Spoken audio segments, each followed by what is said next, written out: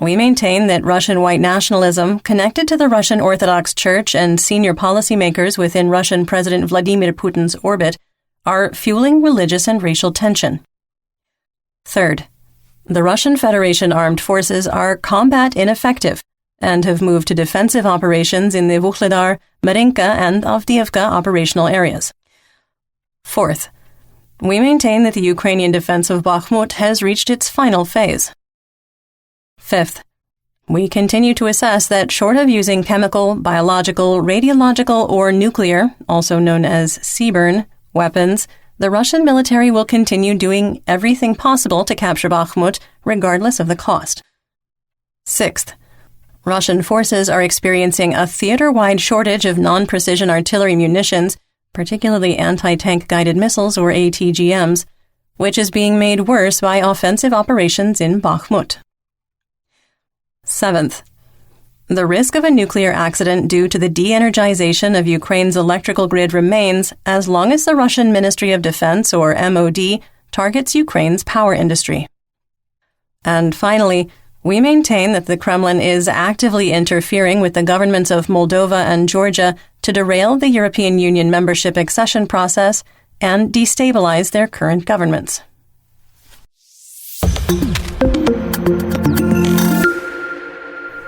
One year ago yesterday, on April 6, 2022, Russian forces released photos and videos of themselves at the Hora Kremyanets World War II Memorial, located on the city's southern edge. We had assessed that Russian forces were preparing for an offensive push towards Sloviansk from Izium, writing, quote, "This will be the next major battlefield in Ukraine and is key to the success of Russia's eastern strategy," end quote. Mykolaiv was hit by rockets fired by MLRS, injuring 55 people. In Mariupol, heavy fighting continued, with Ukrainian forces entering their 36th day of being in an operational encirclement. We wrote, quote, "The fierce resistance of the Ukrainian military far exceeds the force's capabilities," end quote. Heavy fighting continued in Marinka, Popasna, west of Severodonetsk, and Rubizhne. We assessed, quote, "Russia is assembling forces in Belgorod, and a larger offensive around Severodonetsk is expected in the coming days," end quote. NATO Secretary General Jens Stoltenberg said there was unanimous support to accept membership requests from Sweden and Finland. In recently liberated Trostianets, civilians were found outside the city with hands bound, eyes taped, and executed. The town's mayor reported that Russian tanks arrived in the city during the occupation and fired 30 rounds into a newly built hospital for no reason. A video showed Georgian volunteers executing a Russian soldier and evidence that 2 more had been killed near Kyiv. An interesting footnote, the ruble closed at 81.5 on April 6, 2022, just a fraction away from its exchange rate a year later.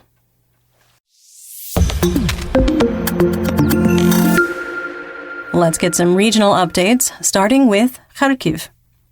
In the Dvorichna operational area, the Russian MOD reported continued fighting between squad and platoon-sized units in the area of Peshotravneve. Otherwise, the rest of the region and the Kupiansk operational area were stable. Moving on to the Donbas region in Luhansk. In the Svatova operational area, fighting between squad and platoon-sized units continued on the eastern edge of Novoselivsk, with no change in the situation. In Kuzymivka, a drone video showed a Russian MT-12 100mm anti-tank gun firing toward the train station at Novoselivsk. The gun was destroyed by counter-battery fire.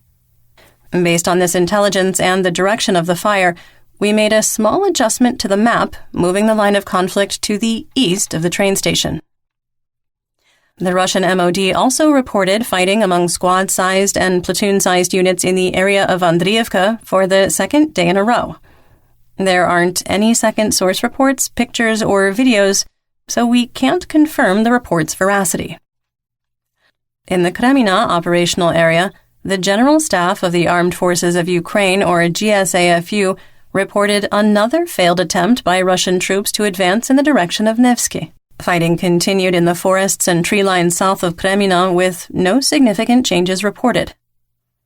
Russian propagandist Rodion Miroshnik reported that the, quote, immediate front line is 4 to 5 kilometers from Kremina's administrative boundary.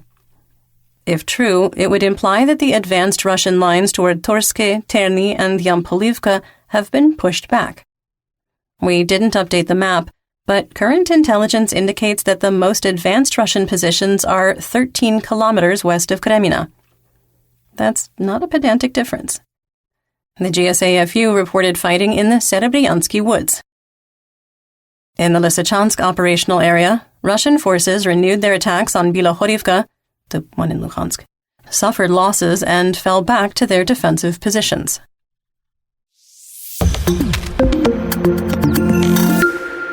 In northeast Donetsk, in the Siversk operational area, positional fighting south of Spirna continued in the same area of trees where close combat has been ongoing.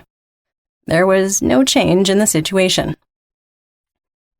In the Bakhmut operational area, mercenaries with PMC Wagner attacked Ukrainian positions near Orikhovo-Vasilivka and were unsuccessful. Wagner continued attacks north and east of Bohdanivka, suffered heavy losses, and was forced to retreat to their previous defensive lines. In northern Bakhmut, fighting north of Rose Alley and on Zelena Avenue continued, with no change in the situation. The most intense fighting in Ukraine continues to be in the center of Bakhmut. Mercenary mill blogger Rybar reported that the SK Metallurgical Stadium, the Hotel Bakhmut, and the Hotel Atlantic were still under Ukrainian control. Mercenary mill blogger Wargonzo validated our map updates from April 5th, reporting the state police station on Privokzalny Street was still under Ukrainian control. Wargonzo leader Semyon Pegov shared a selfie from the, quote, center of Bakhmut, claiming the entirety was under Russian control. The picture was taken 500 meters west of the Bakhmutovka River and 600 meters north of School Number 5 at the northern edge of the Martinova Palace of Culture.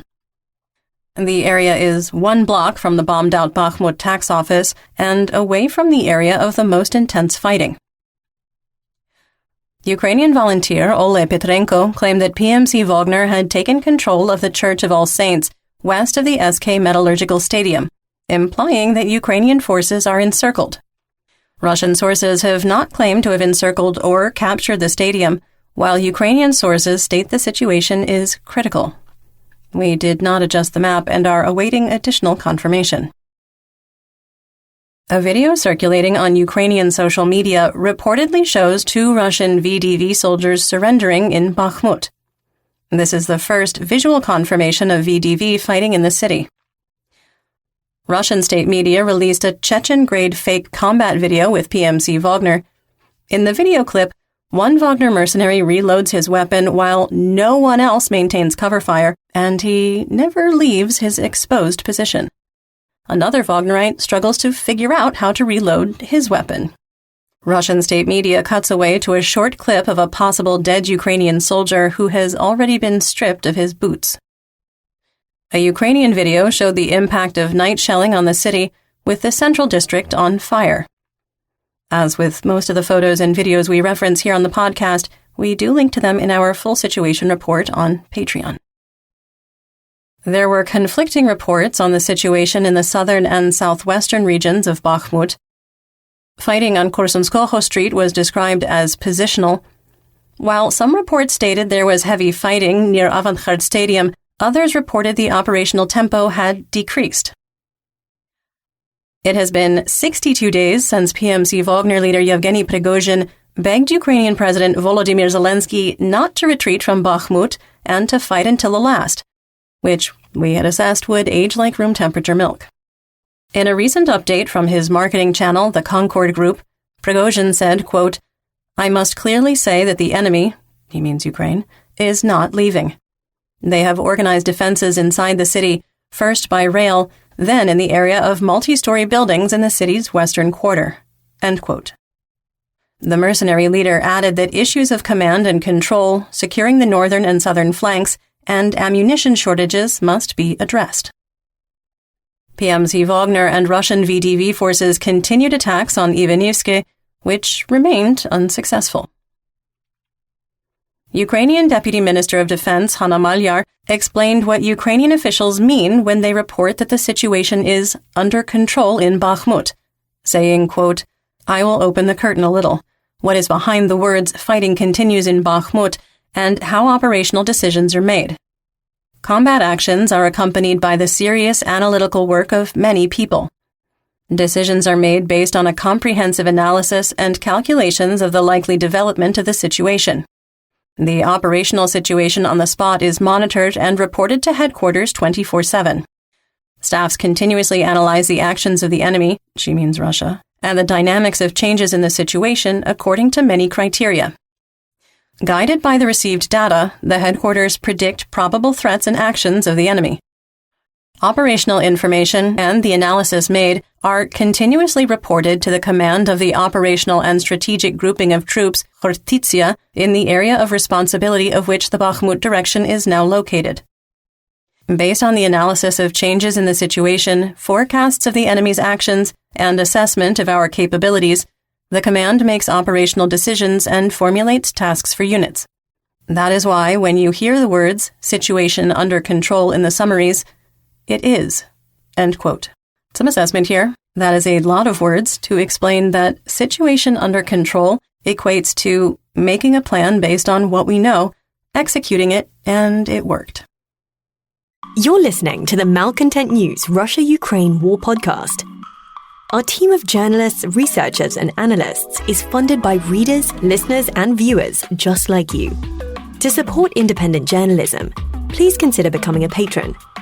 You can find us on patreon.com/malcontentnews. In southwest Donetsk, in the Avdiivka operational area, numerous Russian sources reported that Ukrainian forces have gone on the offensive on a limited basis, with Russian 2nd Army Corps soldier and mill blogger Andriy Morozov, better known as Murs, writing that Russian forces are now on the defensive in the operational area.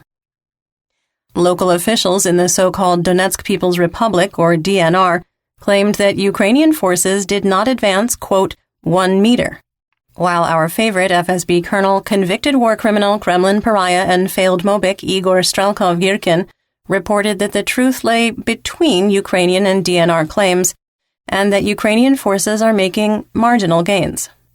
Our analysts concluded that Ukrainian forces made small gains west of Novoselivka, recapturing high ground. Fighting on the western edge of Novobakhmutivka continued, with Russian attempts to advance on Novokalinove reported as unsuccessful, while Worgonzo claimed Russian forces made small gains. For the third day in a row, Worgonzo also claimed that Ukrainian forces within Novobakhmutivka were shelled. Magyar and his battalion of drone operators have been wreaking havoc on Russian positions southwest and south of Krasnohorivka, acting as surrogate artillery batteries.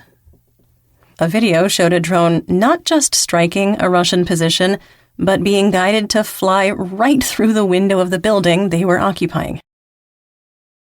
There was only occasional shelling on Avdiivka, according to Donetsk Oblast Administrative and Military Governor Pavlo Kirilenko.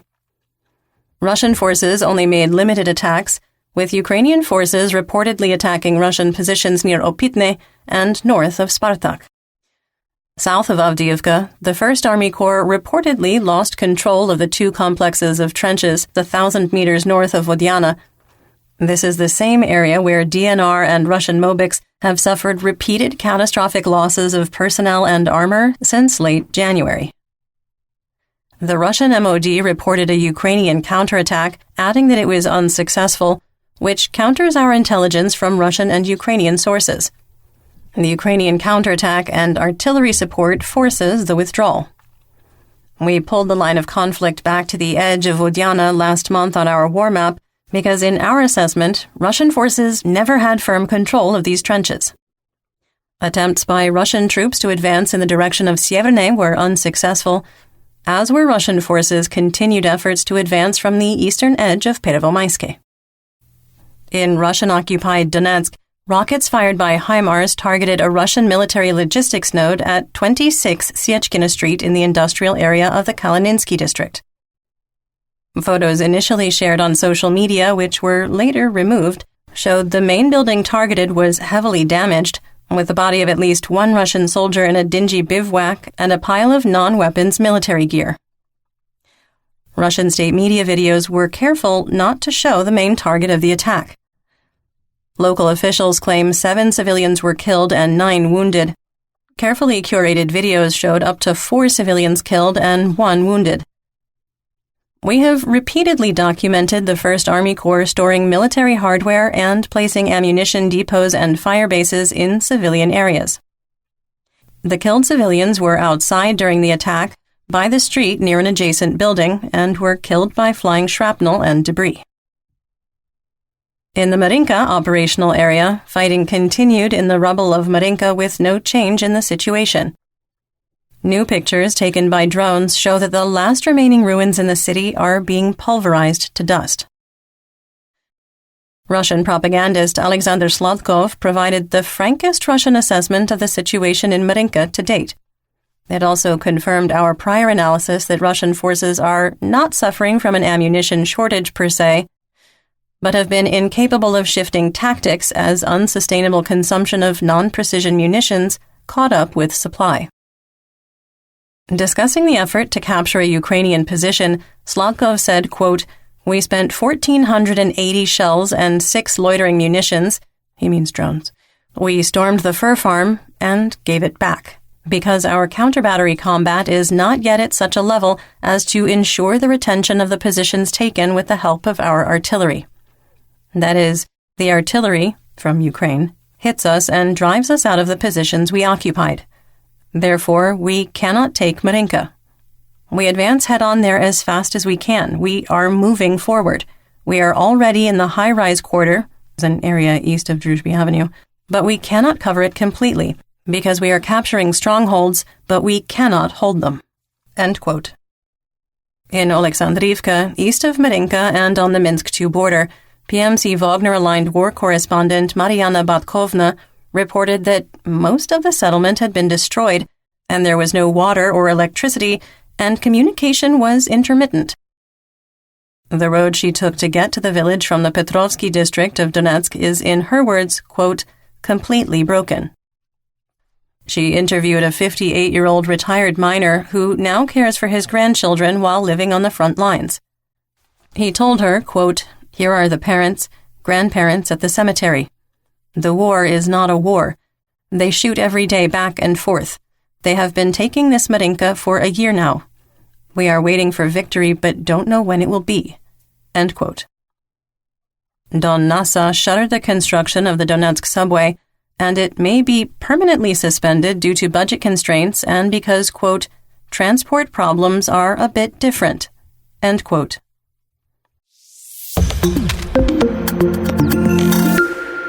Moving on to Zaporizhia. Wargonzo never followed up on his claim of a Russian advance to the city of Huliepole, nor made any additional claims about fighting in the area. Our assessment that the claim was disinformation was accurate. When Zhangov doesn't even repeat your claims of battlefield victory in Zaporizhia, it's pretty obviously propaganda. In Vesele, northwest of Melitopol, Russian troop concentrations and equipment that have been staging over the last 4 days were hit by rockets fired by HIMARS. Russian occupiers shut down cellular data service and disconnected internet access in the settlement.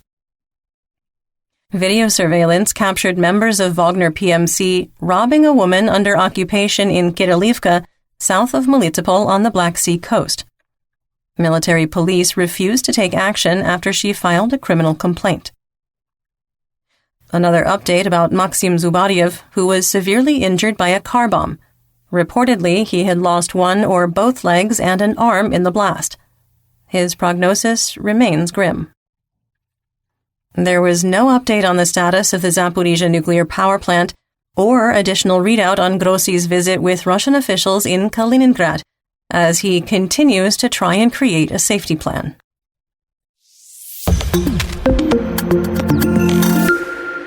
In the Black Sea, Crimea, Mykolaiv, and Odessa region, Operational Command South, or OKS, reported there were 9 vessels of the Black Sea Fleet on patrol with no missile carriers due to poor weather conditions. Pictures were shared on social media showing the Kilo-class submarine on patrol returning to port. In a further sign that Russian forces have suffered unsustainable losses of military equipment, Russian forces have moved military equipment from their bases to the north of occupied Crimea over the past month, according to Brady Afric, foreign and defense policy research analyst at the American Enterprise Institute. Afric reported that pictures from Maxar showed that tanks, armored vehicles, and artillery pieces were gone. Mykolaiv Oblast Administrative and Military Governor Vitaly Kim reported that Russian forces shelled Ochakiv and Kutsurub. Residential buildings, shops, and civil infrastructure were damaged, 2 fires were started, and 2 people were injured, 1 requiring hospitalization.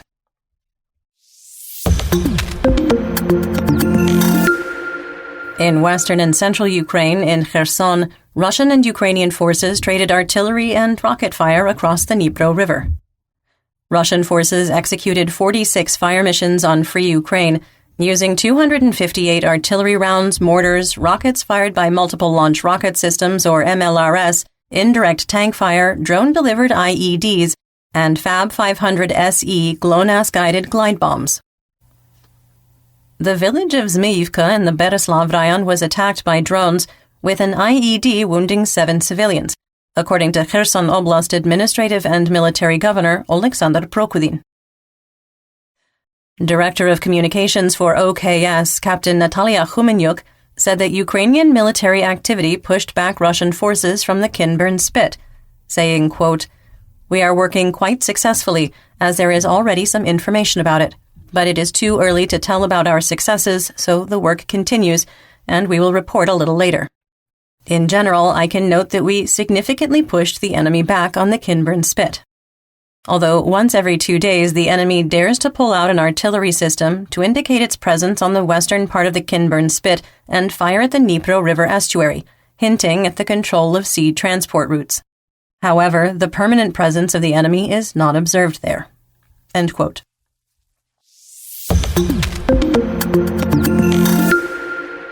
In north and northeast Ukraine, in the Sumy region, Russian forces fired 68 shells and mortars on the hromadas of Novoslobidsk, Seredina Buda, Hluchiv, Miropol, Znobnovorodsk, and Milopilia. In Seredina Buda, a hangar, tractors, and grain storage facilities were damaged. There were, however, no injuries reported. On the Russian front, in the Bryansk region, members of the Russian Volunteer Corps crossed the border into the village of Sluchovsk. Alexander Bogomaz, governor of Bryansk Oblast in Russia, announced that the Russian FSB prevented the attempt of 20 Ukrainian sabotage and reconnaissance groups. Despite the claim, a video showed members of the Russian Volunteer Corps crossing the border, interacting with residents of Sluchovsk, and returning to Ukraine uncontested.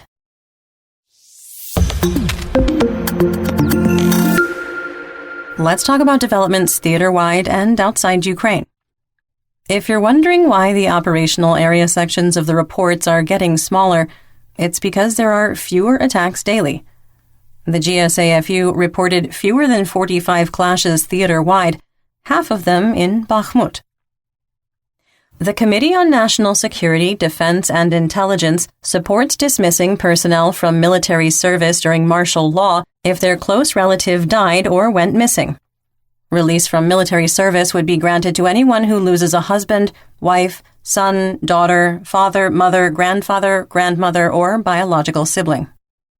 The measure will need to be approved but has broad support. United States officials gave high marks to the capabilities of Ukrainian pilots tested for their ability to retrain for flying Western multi-role fighter aircraft. General Serhiy Kholubtsov, commander of the Ukrainian Air Force, said, quote, "We believed that our pilots would show their level, and it really happened. The assessment given was quite high, and at the end of the report, that a retraining program for Ukrainian pilots to master F-16 jets could be significantly reduced compared to standard pilot training programs." End quote. Ukrainian musician and conductor Kostiantin Starovitsky was killed. Ukraine's National Academic Brass Orchestra wrote, quote, "Today, the orchestra suffered an irreparable loss. Our colleague Kostiantin Starovitsky was killed while defending us, defending the entire Ukraine on the Kramatorsk front." End quote. Starovitsky played bassoon in the orchestra.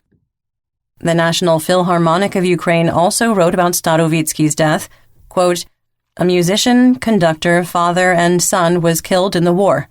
A hero, Kostiantin Starovitsky. Our sincerest condolences to his family, loved ones, friends, brothers-in-arms, and colleagues." End quote. Alexei Danilov, Secretary of the National Security and Defense Council of Ukraine, believes that the inventory of Russian missiles has reached a critical level and has caused a notable reduction in missile strikes.